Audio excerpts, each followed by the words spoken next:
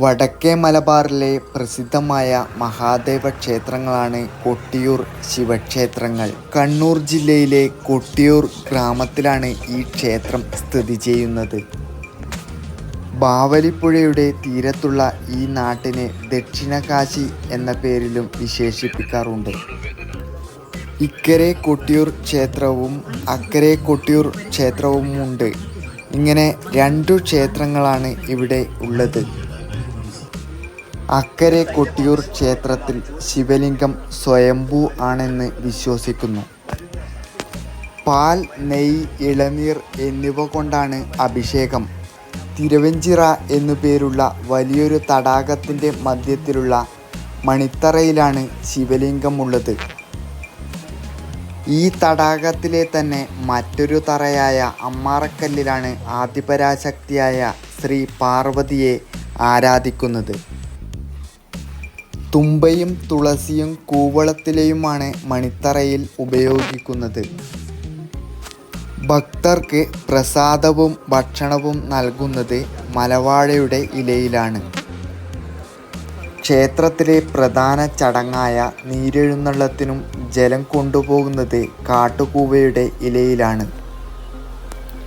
അക്കരെ കൊട്ടിയൂർ ക്ഷേത്രത്തിൽ ഇടവത്തിലെ ചോതി നക്ഷത്രം തൊട്ട് മിഥുനത്തിലെ ചിത്തിര നക്ഷത്രം വരെയുള്ള 27 നാളുകളിലാണ് പ്രസിദ്ധമായ വൈശാഖ മഹോത്സവം നടക്കുന്നത്.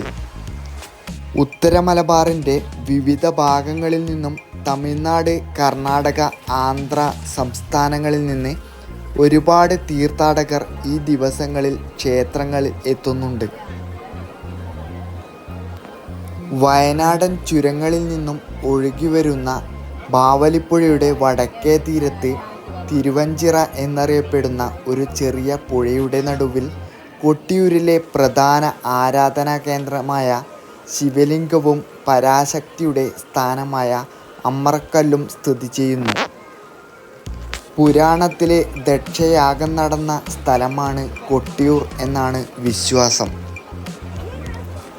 വടക്കുംകാവ്, വടക്കീശ്വരം, തൃച്ചെറുമന എന്നീ ഒട്ടനവധി പേരുകളും ഈ ക്ഷേത്രത്തിനുണ്ട്. കൊട്ടിയൂർ ഉത്സവത്തിലെ ഏറ്റവും വലിയ കൗതുകമാണ് കൊട്ടിയൂരിൽ മാത്രം ലഭിക്കുന്ന ഓടപ്പൂക്കൾ. ഭൃഗുമുനിയുടെ വെളുത്ത താടിയെയാണ് ഓടപ്പൂക്കൾ ഓർമ്മിപ്പിക്കുന്നത്. കൊട്ടിയൂർ പണ്ടുകാലത്ത് കട്ടൻ മലയോടൻ എന്ന രാജവംശത്തിൻ്റെ അധീനതയിലായിരുന്നു എന്ന് കാമ്പിൽ അനന്തൻ മാസ്റ്റർ രേഖപ്പെടുത്തിയിട്ടുണ്ട്. പിന്നീട് ഈ രാജവംശം നശിച്ചതും അവരുടെ കയ്യിൽ നിന്നും നഷ്ടമായി. മൃത്യുഞ്ജയമൂർത്തി, ഉമാമഹേശ്വരൻ, ഓങ്കാരമൂർത്തി, പരബ്രഹ്മമൂർത്തി തുടങ്ങിയവ എല്ലാ ഭാവങ്ങളിലും ഭഗവാൻ ഇവിടെ ആരാധിക്കപ്പെടുന്നു. ഐതിഹ്യം ഇങ്ങനെയാണ്. പുരാണങ്ങളിലെ ദക്ഷയാഗം നടന്ന സ്ഥലമാണ് കൊട്ടിയൂർ എന്നാണ് വിശ്വാസം. ഒരു വൈശാഖ നാളിലാണത്രേ ദക്ഷയാഗം നടത്തിയത്. പിതാവ് നടത്തുന്ന യാഗത്തിൽ തന്നെയും പ്രിയതമനായ ശിവനെയും അവഹേളിച്ചതിൽ ദുഃഖിതയായ സതീദേവി യാഗാഗ്നിയിൽ ചാടി ജീവനൊടുക്കി. കോപാകുലനായ ശിവൻ ജടപറിച്ച് നിലത്തടിച്ച് വീരഭദ്രനെ സൃഷ്ടിച്ചു. വീരഭദ്രൻ യാഗശാലയിൽ ചെന്ന് ദക്ഷൻ്റെ തലയറുത്തു.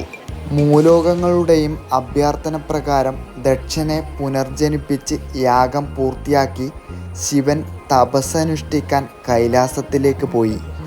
പിന്നീട് കൊടും വനമായി തീർന്ന യാഗസ്ഥലം കുറിച്യരുടെ വാസസ്ഥലമായി. ഒരു കുറിച്യ യുവാവ് അമ്പിന് മൂർച്ച കൂട്ടാൻ ഒരു കല്ലിൽ ഉരയ്ക്കുകയും കല്ലിൽ നിന്ന് രക്തം വരുകയും ചെയ്തു. ഇതറിഞ്ഞെത്തിയ പടിഞ്ഞിറ്റ നമ്പൂതിരി കൂവയിലയിൽ കലശമാടിയത്രേ. വൈശാഖ ഉത്സവം ആരംഭിച്ച് ക്ഷേത്രത്തിൽ ഇന്നു കാണുന്ന ചിട്ടകൾ ഉണ്ടാക്കിയത് ശങ്കരാചാര്യർ ആണെന്ന് കരുതുന്നു. മലയാള മാസമായ ഇടവമാസത്തിലെ ചോതി ദിവസത്തിലാണ് ഉത്സവം തുടങ്ങുക. നെയ്യാട്ടത്തോടുകൂടെയാണ് ഉത്സവം തുടങ്ങുക. 28 ദിവസത്തിന് ശേഷം തിരുകൽച്ചാട്ടോടുകൂടെ ഉത്സവം സമാപിക്കുന്നു. മുഴുവൻ ജനവിഭാഗങ്ങൾക്കും പ്രത്യേകം അധികാരങ്ങളും അവകാശങ്ങളും ഉത്സവത്തിൻ്റെ ഭാഗമായ ചടങ്ങുകൾ മാറ്റിവച്ചിട്ടുണ്ട്. കുറിച്യ വിഭാഗത്തിൽപ്പെട്ട സ്ഥാനികനായ ഒറ്റപ്പിലാണ് ആദ്യത്തെ അഭിഷേകം നടത്തേണ്ടത്. താൽക്കാലിക നിർമ്മാണ പ്രവർത്തനങ്ങൾക്ക് അളവ് തിരിച്ച് നൽകാനുള്ള അവകാശം ആശാരിക്കാണ്. വിവിധ ദൈവസ്ഥാനങ്ങളിൽ സ്ഥാപിക്കുന്ന ഓലക്കുടകൾ നിർമ്മിച്ച് നൽകേണ്ടത് കണിയാന്മാരാണ്. അഭിഷേകത്തിനുള്ള നെയ്യ് കൊണ്ടുവരുന്നത് നായർ വിഭാഗത്തിൽപ്പെട്ടവരാണ്.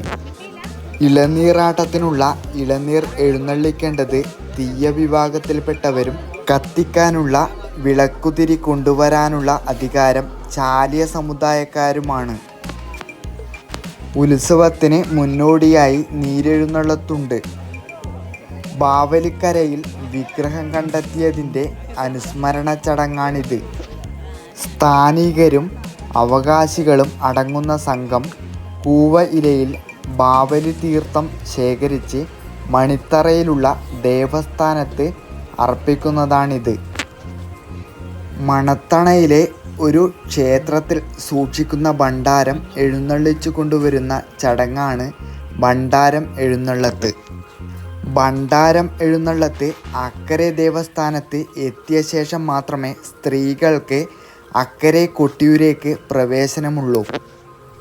എടവത്തിലെ ചോതിനാളിൽ വയനാട് ജില്ലയിലെ തവിഞ്ഞാൽ ഗ്രാമത്തിലെ മുതിരേരി ക്ഷേത്രത്തിൽ നിന്നും ഒരു വാൾ ഇക്കരെ കൊട്ടിയൂരിലേക്ക് ഉത്സവം തുടങ്ങുവാനായി കൊണ്ടുവരുന്നു. ഈ വാളുകൊണ്ടാണ് ശിവൻ ദക്ഷനെ കൊന്നത് എന്നാണ് വിശ്വാസം. മുതിരേരിക്കാവിൽ ഈ വാൾ ദിവസവും പൂജിക്കപ്പെടുന്നു. ഈ ഉത്സവം ദക്ഷയാഗത്തിനു സമാനമാണ് എന്ന് കരുതപ്പെടുന്നു. ഈ ഉത്സവത്തോട് അനുബന്ധിച്ചിട്ടുള്ള പ്രധാന ചടങ്ങുകൾ നെയ്യാട്ടം, ഇളനീരാട്ടം എന്നിവയാണ്. വിഗ്രഹത്തിൽ നെയ്യഭിഷേകം, ഇളനീർ അഭിഷേകം എന്നിവയാണ് ഈ ചടങ്ങുകളിൽ നടക്കുക. എത്തിച്ചേരാനുള്ള വഴികൾ: കണ്ണൂരിൽ നിന്ന് 68 കിലോമീറ്റർ അകലെ മലയോര ഹൈവേ കണ്ണൂർ-മട്ടന്നൂർ റോഡ് വഴി 1.5 മണിക്കൂർ യാത്ര.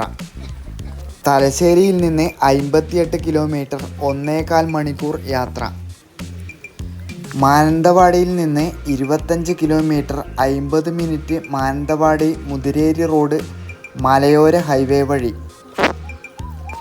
തിരുനെല്ലി മഹാവിഷ്ണു ക്ഷേത്രത്തിൽ നിന്ന് 46 കിലോമീറ്റർ 1 മണിക്കൂർ 21 മിനിറ്റ് യാത്ര മലയോര ഹൈവേ വഴി. അടുത്തുള്ള റെയിൽവേ സ്റ്റേഷൻ കണ്ണൂർ തലശ്ശേരി.